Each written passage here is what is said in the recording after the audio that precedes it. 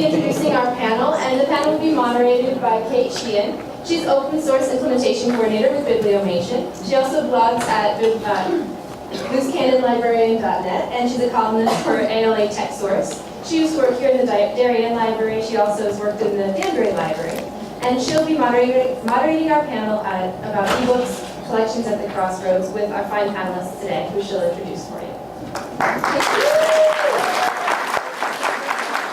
Starting on the end, Walnut Eli, the Associate Director for IT and Production at Ann Arbor District Library.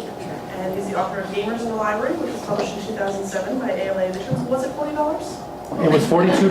but if you entered the code GAIN, you got 10% off. Still? And he is on the board of Library Renewal, which is a nonprofit working to find solutions for digital content for libraries. And the chairman, how do you say this, the Jai Foundation? Jai Foundation, which is working to bring internet-powered telemedicine and economic development to rural villages across the developing world. And I know that's not what we're talking about today, but that sounds really cool. And we also have Josh Marwell, who's the president of sales at HarperCollins Publishers, where he's been since 2004. Prior to joining HarperCollins in 1988, he held various sales management positions at Little Brown & Company and St. Martin's Press, where he started in 1981 as a field rep for upstate New York, where my family is from. So What town? Well, I'm around up there. And he serves on the board of Goddard Riverside Community Center in the Upper West Side of Manhattan and is co-chair of the publishing division of UJA Federation of New York. Am I talking quickly? Are we good? Yes. Okay, sorry guys. Many of you know me. This is my fatal public speaking flaw. Just all the information all at once. And Barbara Jenko, who joined Library Journal as its collection management editor in 2009 after 25 years of developing collections for public libraries. Her most recent LJ role has been as the project manager for LJ's 2010 eBook Summit, which is the eBook Summit that Eli was referencing earlier, where his slides on libraries are screwed live. A visiting associate professor at Pratt. She is also the face behind LJ SLJ eBook Summit's Facebook page, and she speaks both at Barbara A. Jenko and at LJ SLJ eBook Summit. And last but not least, if I'm doing the Mike Schultz, the account executive for Overdrive. For over a decade, he has successfully helped libraries and schools launch digital book initiatives. Mike has presented groups in the United States and Australia. Please tell us more about that, about maximizing the value and effectiveness of download services. Okay. So, since the theme of the panel is collections at the Crossroads, I kind of wanted to start talking about the collection. Last year, Harvard Law Library hosted their collection development policy and matrix, and if you haven't seen this yet, I really recommend you Google it. It's really wonderful. It uses sort of a spectrum of access versus preservation. And if you want to preserve something, I have an archives background, and in archives, if you want to preserve something, you lock it away, you don't let anybody touch it, and then you make a digital copy that people can mess with. Or you put it on microfilm, which everyone just loves. So digital copies are where it's at in archives. And there's sort of this spectrum in archives of access versus preservation. And they're seen kind of almost as opposite ideas. So the collection development policy at Harvard, at the law library, is sort of predicated on, that's all predicated on ownership. So the collection development policy at the law library says, okay, we have access to these types of journals, but they don't assume ownership. Access doesn't mean ownership outside the archive sphere, really. So in policy, the access without ownership is always assumed to be temporary. It's cool if we lose it. That's where they're starting from at. So just to start with a big picture question, what is a library in an all licensing world? And I don't know, do you guys want to just go down the hill? Yep, okay. Well, I think licensing doesn't have to be the end of everything if the license includes the rights that libraries need to be able to circulate things. And I think that in public libraries especially, generally aren't archives, or the things that they are archiving are not generally commercial works. So for a library to find that spectrum between archiving the local history stuff and stuff of the community, and then providing licensed temporary access to the hottest thing. And especially because the way the demand curve works, there's not a lot of commercial value after it's played out. So it could be that the kind of long-term, long-tail type of access could be after the expensive unlimited stuff at the front end. So I think that, licensing doesn't have to be a dirty word for libraries, so long as we're able to negotiate licenses that allow us to do what we need to do with it. And I think that that's part of the big problem.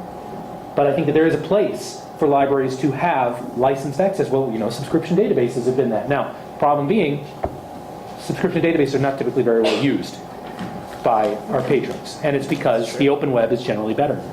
So that's a challenge. So, does that business model really work? It works for libraries. Does it work for our patrons? Is a different question. So let me just say that last week I was at Disney World with my 2 young children, and listening to Eli's talk earlier reminded me of Space Mountain. If you heard screaming in the back of the room, that was me.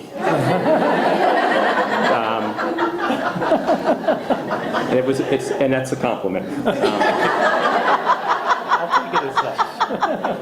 So let me just get back to the teacup level, please, if you will. I think this is a fantastic gathering. We're here because I'm here and my colleague, that's why I say we, Virginia Stanley, we're here because we want to have a dialogue with your community. You're very important to us. You've been important to us for a very long time. We're on every single library committee. We provide a lot of authors for your events, etc. I don't think our commitment has ever wavered to the library channel. In terms of ebooks, we've been in the game for 10 years. We were one of the first. We have one of the largest collections working with our partner Overdrive. To speak to the question of license, we consider ebooks to libraries. We sell the ebooks. We consider it a sale. So that is where we're coming from. We sell to Overdrive, and then they work with you folks to provide the distribution. So that's sort of my answer to that question, very specifically. And I'll let the others address it as well. Well, I think that anybody who works in a public or an academic library have begun to confront the issue of access versus ownership. Certainly when you buy a print monograph or a print copy of a trade book or an encyclopedia, let's say, once you bought it, you own it. Things have changed dramatically as we've begun to purchase short and long-term access to content. And I think that academic libraries, I was saying this, Lisa, I think are better prepared to make this transition because they've already transitioned on the issue of serials and access to periodical content. Public libraries, I think, are a little bit, 10 years behind at least, I think, in confronting that issue. And I think that over time, I think that our notion of what our expectations are from an access license will be changing. I would like to see some more variety in the kinds of access models we have. When we buy a print book, we have the right to circulate it for as long as the book works for us. Sometimes we rebind it. Sometimes we buy reinforced library content or library binding. If you work in an academic library, you're very careful to be sure that you buy it in acid-free paper, so you'll have it in perpetuity. If you're driven by your library stakeholders, which could be your board of supervisors, or the elected officials in your community, or your library users, many public librarians are driven by one thing and one thing alone: circulation and holds. And when you buy something, you buy it with the notion that you're going to be able to meet that short-term or hopefully long-term demand. Although I agree about the issue of long-tail content in public libraries, I think that what we're seeing is that when your library director or your board of trustees tell you that you will meet this target of 20 million circs, which has happened at 2 libraries that I know of, 3 libraries in New York City, that's an expectation, you will hit that mark. You have to make different choices.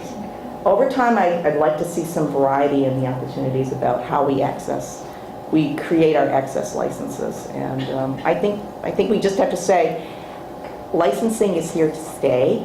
We just need to make it work for us and for our community. Overdrive's role in this is to create a marketplace. We advocate very strongly for as broad a library rights as we can. I've luckily been here, and I see a lot of people in the room that I've talked to 10 years ago, and I'm still talking to. I've seen the library rights grow. The good news is they've continually grown. They work on more players, more devices. That's Overdrive's role, is to create a marketplace where you can make informed choice of what's best for your patrons. I'm very proud of the role that we've done, and I've seen that we've moved very strongly forward. We're continuing to move forward. We sign new publishers every single month. We bring in new content, 10,000, 15,000 copies of new content. We're over 500,000 books now, books and movies and videos, etc. We do keep fighting for broader rights. You will see lesser DRM on books. We do have announcements on lesser DRM. We just had a publisher that allowed always available ebooks for the first time. So the bottom line is it's been moving in the library's direction for 10 years, and it will continue to do so. Demand drives it. As a point, my average library has over 20% growth, not a year, a month. We already have more circs in 2011. In a few weeks, we're almost there. We'll have more circs in 2011 than we had in 2010, and we had a hell of a good year in 2010. So it's very dramatically growing. One more thing on the rights, just as a point of your, as what Eli also spoke to, one thing that I'm really proud of that we do for libraries, we allow them to put their content that they have copyright to on our servers, giving them redundancy. If nothing else, you're crazy not to use it just for redundancy. It sits on our servers. But it does get access, and you do have to authenticate your patrons, deliver the content. That's Overdrive's role. And I think we do a good job of it. One thing, though, in the real world, okay, I mean, I know that we're moving in this direction and we'll continue to, but in the real world, though, the biggest thing that I find, and I cover 18 states and Australia and New Zealand, so I represent thousands of libraries. Getting that copyright isn't as big an issue as the time. You know, the number one funding issue with librarians isn't to buy the license of the book. It's the librarian, the salaries, the staffing, to be able to get the staffing for you to be able to put the digital rights, for you to be able to get the rights, put them on a server, let alone to go to the publishers and try to negotiate rights. You know, it's overwhelming and daunting. But I'm very proud that we do give you that option, and I hope that continues to grow as libraries have the ability to take more time to actually take those licenses, as Eli talked about, you know, content that isn't available anywhere else, okay? Get out of the box. Rochester, Minnesota has the kids, they put videos together. They give them prizes. They put the videos on the website. Parents love that. And that's, as Eli talked about in his previous discussion, you know, that's serving a very strong role that the library serves that no one else can serve. So again, that's Overdrive's role, is to keep giving you as much opportunity, as much rights, and create a marketplace where you make choice to what you make available to your patrons. Just out of curiosity, is Overdrive involved at all with the Colorado deal, where there's a couple libraries in Colorado, they're licensed, they're buying from, I think they might be not buying directly from local publishers, using American libraries. Yeah. Michael. Okay, good. Okay. Susan talked about that. Okay, thank you, because I can't. Okay. So Eli, you were less inclined to invoke Congress, which I was listening to NPR on the way in. Yep. But what about the doctrine of first sale? What about, you know, I mean, that's what we sort of hung our hat on for so long.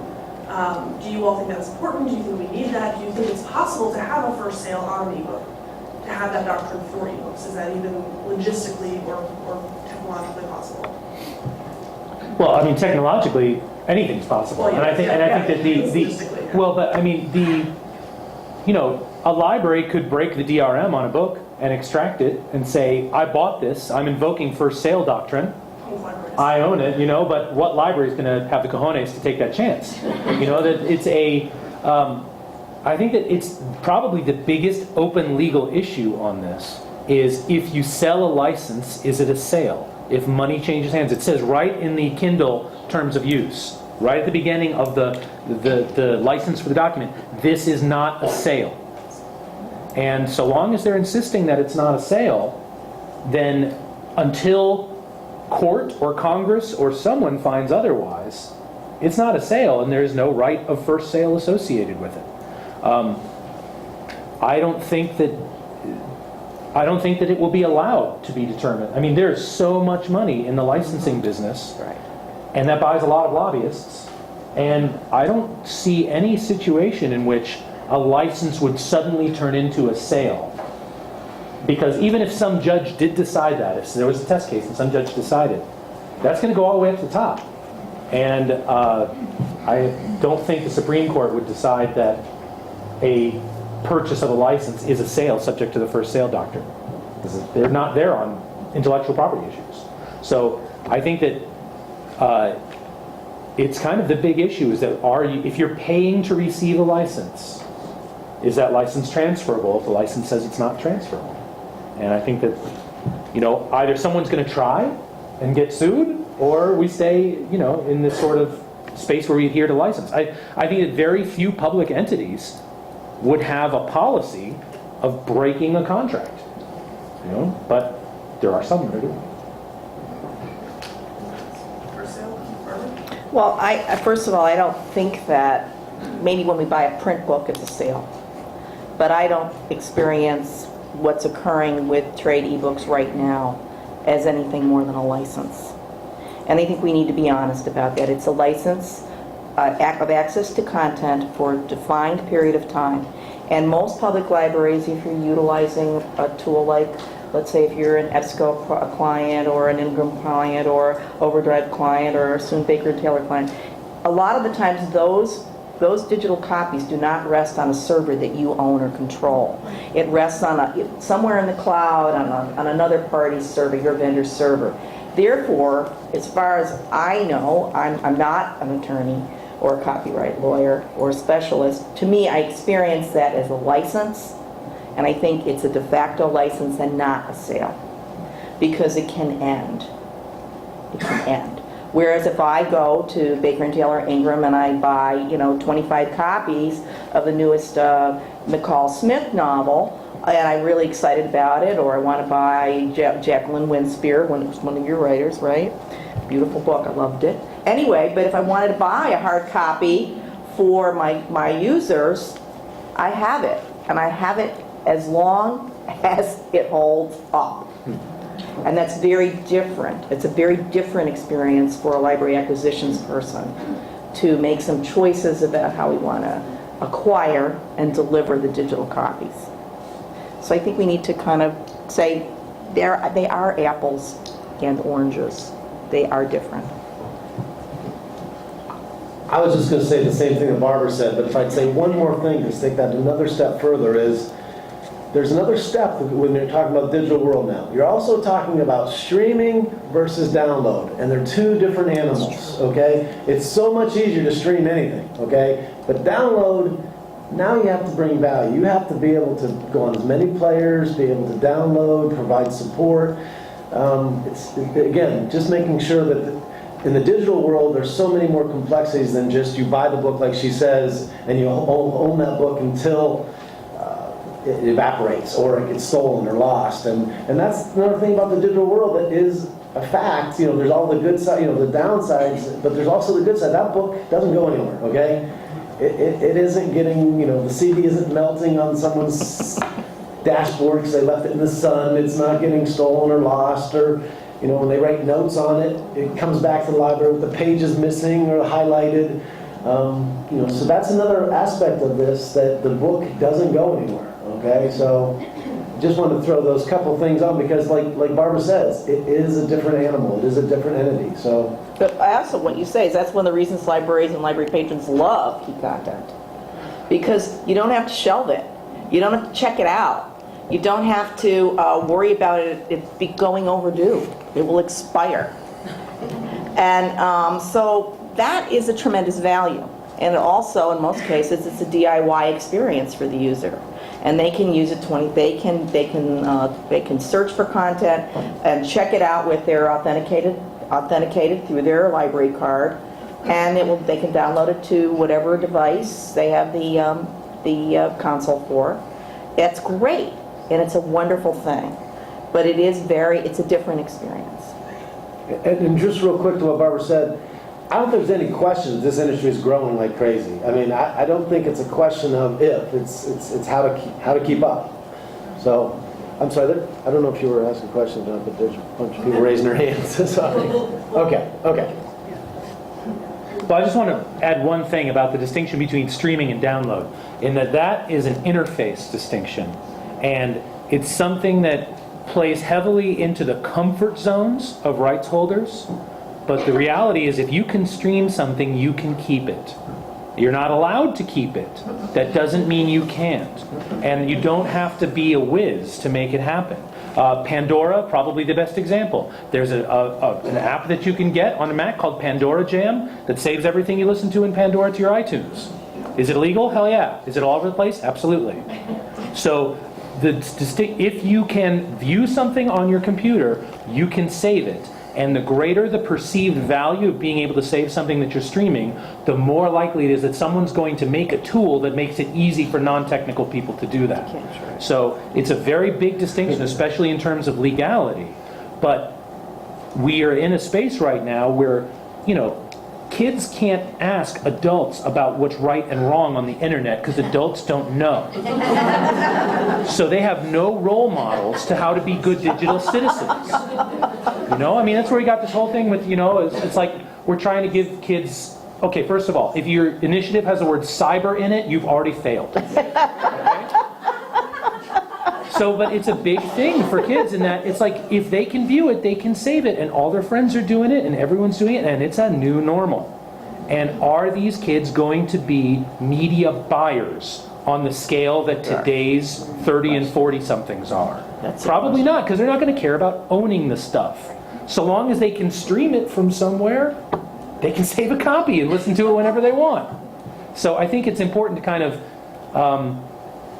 digital is a feature, not a bug. Like all these things about it. These are advantages of the digital format, but they're problematic to the business model. Because the business model is dependent on there being, not selling things. You can't make money selling one copy one time to one library and then everyone in the world has it. Unless that one library is willing to pay $1 million, or $2 million or $5 million. So. I don't have much to add. I mean, it's a complex situation. We see it as a sale. We think it's a sale. It acts like a sale. And that's our position. I mean, I was talking to our counsel yesterday, our in-house counsel, about this very issue. And it does have its complexities. Just to talk about the business model that you just brought up, I mean, there's many facets to that business model in terms of what publishers do. It's not just about the transaction. So at some point I wanted to address that issue that Eli was mentioning in his talk, which is the publishing, we do is we go out and create public demand for our products. We're morphing into a totally different kind of business. In the same way that libraries need to address what's happening in our culture, publishing as businesses. I mean, you did that whole IT reference thing. We have our own version of that in-house. I mean, there are going to be things that have to fund the growth. We have a whole floor of geeks and nerds now working at HarperCollins in an attempt to figure out what to do for our authors, publishers, and for our customers in terms of taking advantage of what's going on. This is not an incremental change that we're facing. It's monumental. It's a sea change, and it's happening even more quickly than even our aggressive forecasts were. So, I mean, that's why we're all here today. Well, I think there's the Henry Ford's famous thing, if I've asked people what they wanted, they would have said faster horse. We haven't yet hit the Model T of ebooks. We're not there yet. We're still in the Stanley Steamer era. So I think it's important to realize that this is just started, and that the ultimate kind of steady state that it will reach to could be 15 years away and could be incomprehensible to us. So it's a continuum, and you just got to keep moving forward. And I think I agree with you, Eli, because we can't assume that what's true today is going to be true tomorrow. And I hope it won't be true tomorrow, Josh. But because I think for many of us, we would probably dispute the notion of sale, because, you know, if I bought a Jackie Winspear and circulated 36 times, I'd still own it. You know, if my library bought a Jackie Winspear's copy and a hardcover copy and I circulated it 26 times, I would still own it. So for me, even though I understand that that's what, you know, the assertion, and I accept that what you call it, we experience it differently, and it's very difficult for libraries to be able at this time to do what Eli said, which is transition ourselves speedily and efficiently to the future while having feet in both worlds, in the print world and in the digital world, and attempting to meet the needs of the user who consumes information and content. I'm sure that anybody here who has an e-reader is also reading in print at the same time, and may also be downloading and using audio content. So I think that we're consuming content across platforms and across formats, and libraries right now are stuck in this tremendous bind of attempting to be all things to all people, and to transition our readers, who are, it is my conviction that library readers are also the prime buyers of content, because they may be more literate or bigger consumers. Certainly romance readers are. So, and I think science fiction and fantasy readers are as well, and gamers and mystery readers. So, I mean, just give it to me. You know, so it's really hard for us to try to meet those needs and deal with shrinking budgets, and trying to do our very best by our community, with also the understanding that we're introducing people to ebooks, and just as we introduce them to the internet. So we're in a very tough place. Very tough place. I see publishers and libraries being kind of in a similar boat in a lot of ways. Yeah. They, what we're bringing to the table culturally, beyond our day-to-day, it isn't defined very easily by the bottom line. What is a literate populace worth? What is a town with a library? What is that library worth? And I think we're hung up on the wrong metrics. I have major problems with the CERT metrics. But so each party in this whole equation, authors, publishers, libraries, readers, middlemen like Overdrive who are trying to help, presumably, everybody thinks they're getting the short end of the stick somehow. And I follow a lot of authors on Twitter, and they're all mad they have to do their own tweeting and their own promotion. I get it. I just want to go and write books and not have to talk to me. But I'm happy they're talking to me. So everybody feels like somebody else is making out on this. And I think we can talk about end user education all day, because I agree with what you're saying, Barbara, and I think that's huge. I mean, one of my worst reference interactions was many years ago when LimeWire was first a thing. And explaining to this guy why I wasn't going to help him illegally download songs, it was like I had the worst half an hour of my life, because I was just so mad that I was being such a jerk. Right. I was like, no, this is actually, she's like, no, it's just music that's out there. And I was like, no, it's not. Like, people are stealing it. You're stealing it, I'm taking it from them. And we can, I'm sure we can have a whole day on end user education. But, I think clearly everybody's going to have to give something up. Authors have to do more promotion, publishers may, and libraries, and, depending on the matrix that Eli laid out so nicely, someone's giving something up. So, what do you think we all need to compromise on? Like, what do you think the other groups need to compromise on, or what do you think you have to compromise on, like as a librarian, as a publisher, as Overdrive, as, I what do you get in exchange? I wish I could take you to every state legislator meeting on library budgets and you can give that little talk, because it was very good. What value is a literate?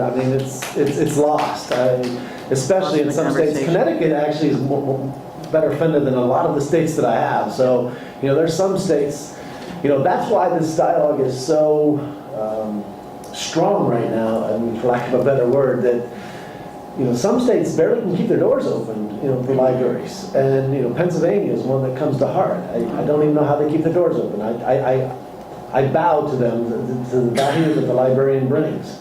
And one thing that I really like about Overdrive and I love my job, I really do. I mean, I work 18 hours a day, and it's easy to work 18 hours a day when you love it. And the library brings value. And in this whole dialogue, one of the most growing things that I talk to every library about is the digital platforms that they're, like Eli says, it's virginal, okay? They're investing in. The bottom line is they're coming to you. When that person came to you with the LimeWire question, they came to you. When they come to you with the Nook and say, I don't know what to do with this, well, help me with it, okay? And I wish that Eli could be at our support desk when he says every streaming can be downloaded, they can use it. I'd love them to see at the support desk when they come in and they can't even hit the download button and we have to walk them through the download. So it's not quite as easy as it's kind of portrayed, but they're coming to you is the bottom line. And it's a fantastic position to be in. New York, a lot of the most successful libraries that I have actually list us as a branch now because we do all the customization and and there's the building a collection, developing a collection part of this licensing. New York Public, we're the 5th circling branch and the largest growing branch. Philadelphia, I just came from the National College Library Show last week, and Philadelphia came and told me that we just moved up to number 7 as their 7th circling branch. These are out of 60, 70, 80 branches. So it's a very viable entity that's growing. It is virginal, like Eli says, and that's what's really scary about it. It's growing this fast, and it's virginal. I'm sure I didn't use that word. Well, I mean, I apologize. It's new ground. It's new ground. I also have to plug it. I'm so jealous of Eli. He doesn't have to use the microphone. I would kill for that voice. And we're all going to get avatars now, too. So. Yeah, I want my own avatar. But it is a continuum, though. And one thing I want to make sure is understood that, yes, the advocate of the rights of the users that we keep talking about are very, very important in this, but also, the rights of the license holders are equally important, and they have to be upheld, and the courts have upheld them. So don't forget that there is the license holders, there's the authors, there's publishers, and they do bring a lot of value, and without them, we don't even have a discussion. So I just want to make sure I throw that in real quick. And I want to pick up just quickly on one thing that you said, which is you can't put a value on the literate community. Exactly, especially to the community. That's the problem, is that, this is, everyone in libraries knows that that's important, but nobody outside libraries gives a shit about it. And it's really important for us to not attempt to hang our laurels on a high scheme, high concept idea that it totally fails to resonate with the tax-paying public. I mean, it's part of the reason that we're in the challenge we're in, is that you can't put a dollar value on the literate community. At the same time, while libraries we want to be the defenders of literacy, the web is the best thing that ever happened to literacy. More humans are reading and writing than at any point in history. And there was a study in the UK that found that kids who text spell and write better, even using the texting, because they're spelling and writing more, even if they're not doing it the right way. So part of it is the 21st century may have solved the problem that libraries view themselves as trying to address, because you're not going to get anywhere if you can't read. And games are letting you soak. I mean, Pokemon has more text in it than the entire elementary school curriculum put together. And the kids want to read it all. Nobody has to make them read it. And it's pushing them to cognitive achievements that are far beyond what the curriculum says they're capable of. So part of it is literate community. That might be our secret goal, but it can't be our outward one, because that doesn't get funding, because it's just not, especially when literacy rates are 97% average across the U.S. I mean, didn't we win? Also, it's spinach. Spinach, exactly, it's spinach. I had a whole conversation with Trendspotting the other night on Twitter about this. It's spinach. Nobody wants to pay for a symphony or a library or anything that seems like, well, that's kind of Good for you. good for you, and That's right. can we blow something up instead? Right, exactly. So the question, I think, was what we have to compromise. Yeah. So let me answer it this way. I think it's important that all the stakeholders in our industry, libraries, authors, booksellers, publishers, etc., understand that we're in part of a, I didn't make the term up, but I used it in my open letter, which some of you may have read, which is the book ecosystem, right? There's an ecosystem out there. It's what we have today, and it's been around for a pretty long time. It's changing, as we've talked, it changes rapid. So I think it's important for us all to understand that we're not acting alone. And I think it's, to the degree that the library channel has morphed together and is now asking all these questions as a community, I think is very important. I think that whatever solution is developed, it needs to have a balance all these things. Because if you move something, a butterfly flaps its wings in Brazil, and then there's an earthquake somewhere else, right? So, and that is, you know, to speak to the policy change that we made, that is a concern about the overall ebook ecosystem. It's going to be, I'm going to say something that many of you may not agree with. I'm sure my friend here on the right will have a lot to say about it, but selling in perpetuity to libraries, we feel, we have serious concerns about that. And that is at the heart of the issue. We're talking about the digital natives, we're talking about folks who maybe never have set foot in a library in their lives. You're turning on to ebooks. There's going to be 40 million potential e-reading capabilities in this country by the end of the year. They're going to turn into ebooks, and they're going to tune into potential access to free content in ways that we can't gauge right now. This is a monumental change. And from a publisher's point of view, that feels extremely risky. And that is one of the reasons that we felt that we had to step in. We want to sell books to the libraries. We've been in, as I said, for 10 years. There's some publishers have not yet made that decision to do that. And I think, they're making their own counsel and et cetera. But that is the reason why we made the decision. And now, and a lot has been said, and you've all read about, 26. Is 26 set in stone? I hope not. No. I told Barbara before we know each other that she has to be tough on me, so she did. He did. Is 26 set in stone? No, it's our number for now, but we want to hear back. Good. We want to hear back. I mean, honestly, it doesn't make sense that one size fits all. Thank you. And we consider it a work in progress, but this is the number that we have now. And we've put this is our stake, and we certainly have had a lot of response to that. So I'll call my mother and warn her that.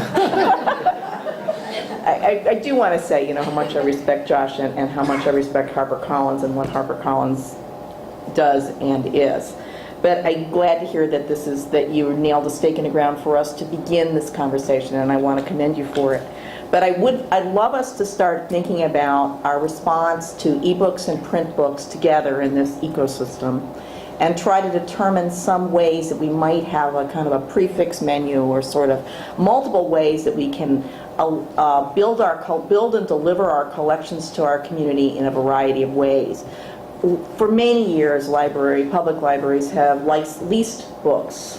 We would work with a company like Brodart, Baker and Taylor, etc., and lease books, and then after a certain amount of time, a life cycle, we would return them to the company. I have no problem with this as an idea for a portion of the collection, that maybe over time I might want to buy, for example, as I'm thinking as a collection development librarian, I'm thinking about all the ways I would buy a title, and Jackie Winspear. Maybe I'd buy X number of copies in the large print edition. I'd buy X number of copies in the trade print edition. I would purchase a license for X number of copies for the short term to meet immediate demand for her readers who want to read it yesterday, and they can't wait to get it. They're hungry for it, and they all want to read it in the same week. And then after that dies down, maybe I'd like to have a certain number of e-copies available for a longer term. So what I'd like to sort of think about it is, just as you said, you talked about an ecosystem. I'd like to think about all of these form, and also we've got the audio content. HarperCollins has an excellent audiobook program. And I think you do have licensed your audiobooks through Overdrive, haven't you? Yes. So, I mean, I'd like you to kind of, I think what I'd like to see is, I understand, you know, we're vested in your success. We are vested in your success. I don't know that all of all the people I want to read are going to be a Cory Doctorow, because that's not their head. They're very happy to work with a company like HarperCollins, Random House, or Simon & Schuster, or even Macmillan, to kind of figure that out. And I think that's what their preference is. But I think is, well, you know, the other thing I would like, I'd like a print-on-demand license too.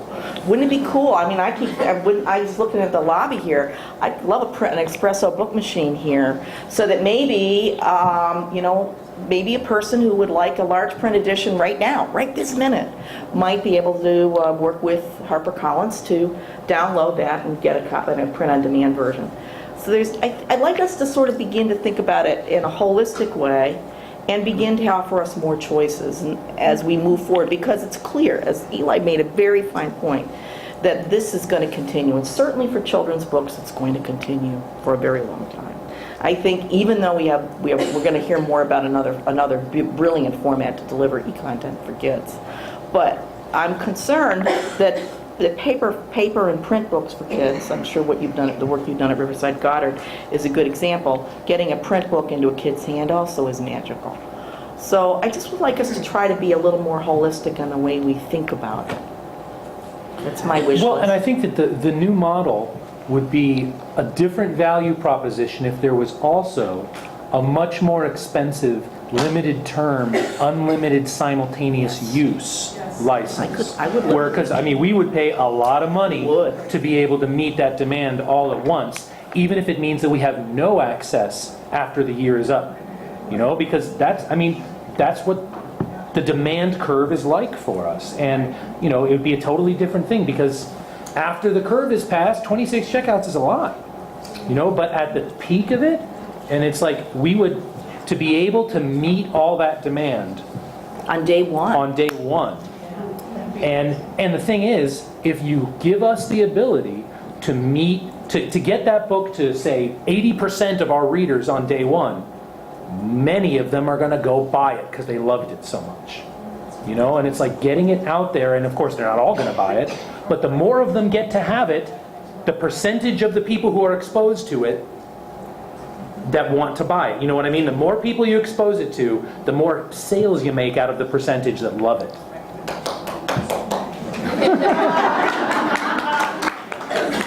Well, I mean, that's why you've got authors now who are finding that they're making more money at 99 cents than they are at $9.99 when they have the ability to make that choice. It's happening that they're selling more than 10 times the volume at 1/10 the price. And I think that there's a place for a bunch of different models depending on the pieces of content. Because one of the greatest things about Overdrive is that you can choose individual titles. As part of the thing, we don't want to buy a monolithic collection necessarily, because we know we're getting fleeced on the stuff that nobody wants. We're overpaying for that stuff, and so the ability to select not just different titles, but different licenses with those titles would be a really big step forward for the industry. Can I just add one thing real quick, and it's kind of a plug, but it goes to, when I was standing up there, I loved Eli's one of his last sides when he talked about don't boycott, negotiate. Taking these hardline stances is not helping the libraries gain more rights. Like I told Josh, HarperCollins was one of the very first libraries to have digital rights. Back when this wasn't cool, okay? They helped create this market. And there's some publishers, and I'm not mentioning names because I represent thousands of publishers, okay, not just one. And there's some publishers don't even play. And the only way to get them to play is to negotiate, to work with the publishers. The libraries always win. And I said I'm making a plug. We have our annual users conference, biannual users conference coming up in July. And it's where libraries do all the talking, okay? It's Digipalooza, it's coming up in July, and publishers are there. And there's a round forum where you can actually sit with the publishers, talk with the publishers. So again, our role is to advocate library rights, and the publishers are part of that process. So the more dialogue you have with the publishers, the better off you are as librarians. So I'm sorry, I just wanted to make that point. So let's open it up. I know there were people over here that were cornering, so. Really burning question. It was actually me. When Barbara was talking about the different format, it's basically like the concept of intangibility, which when I first heard the 26 circs cap, I thought this is for something I can't even hold in my hand.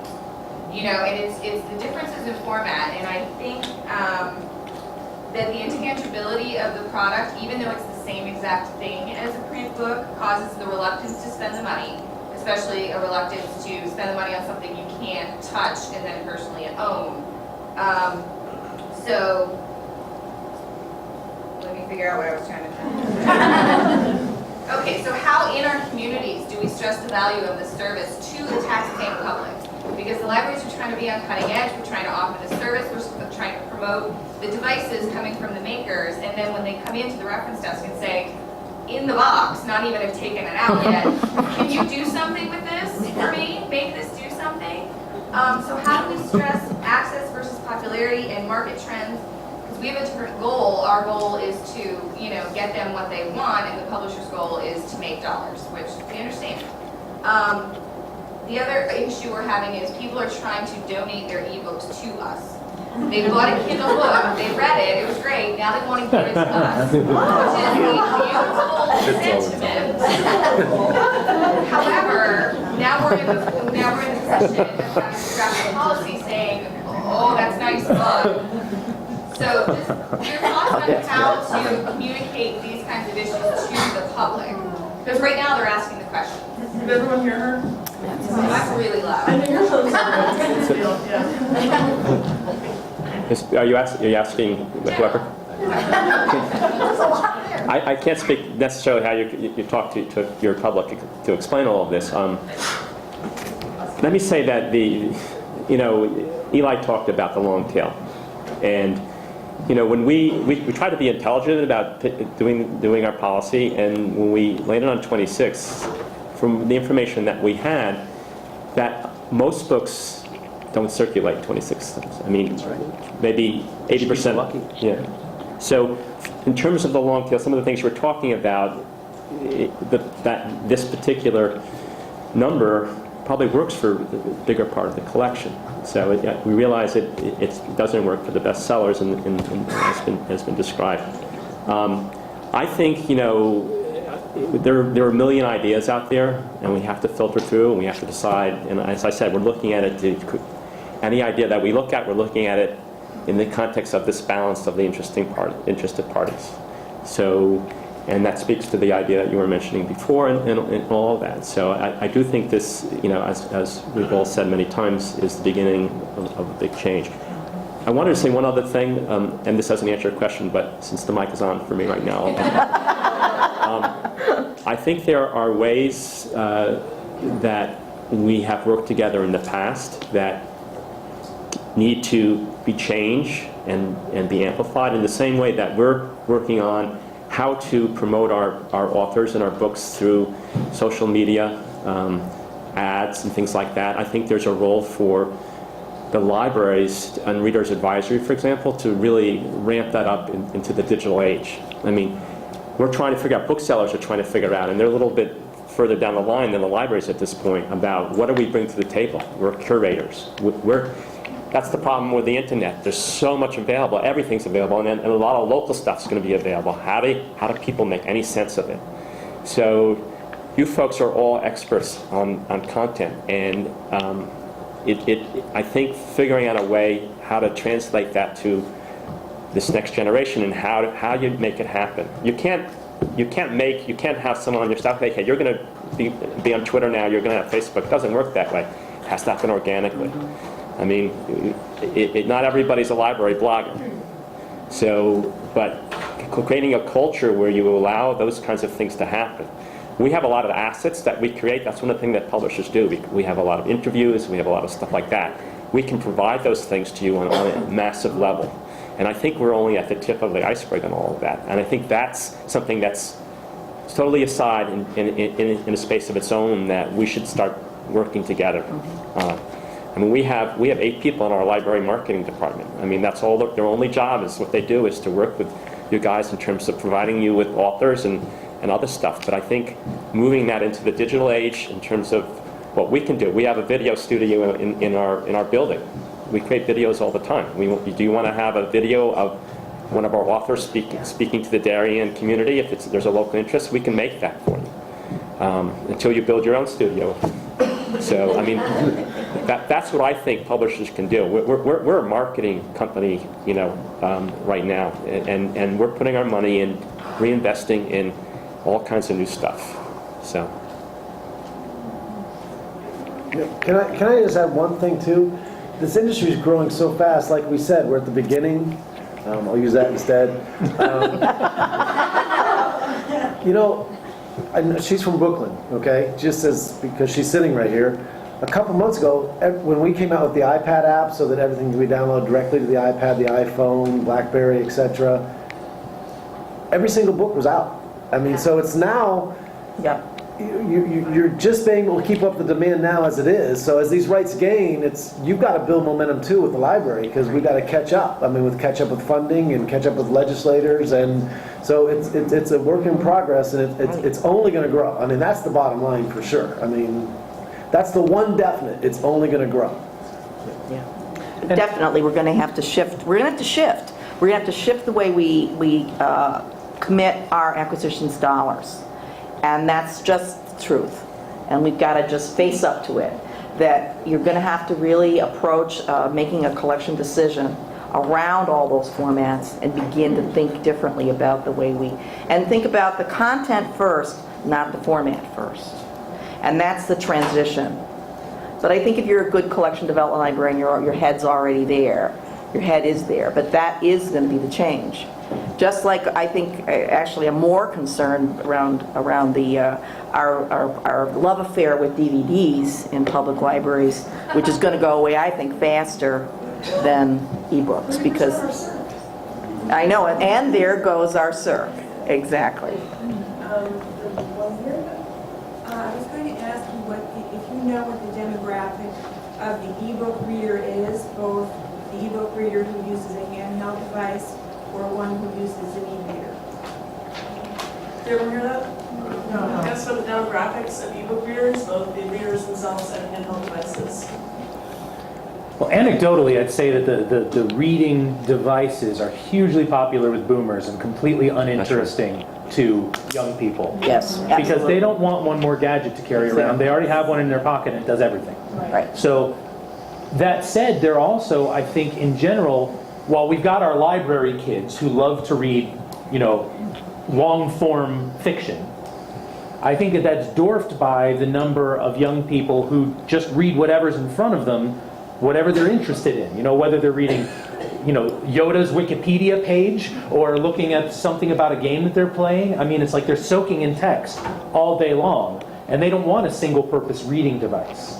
I think that one of the biggest societal changes that may not, what's the future of the long-form work? Yes. That's going to be a really interesting question, because, is there going to, there will always be some audience for it, but it's a very dominant format right now.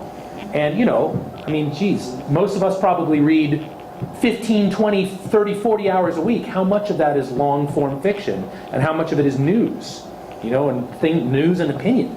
So I think that it's just kind of a matter of where, the demographic breakdown is hard to nail down, and it's very moving, because someone could come up with a really hot new app that the kids can run on their iPod touches. It changes everything in a week. Yes.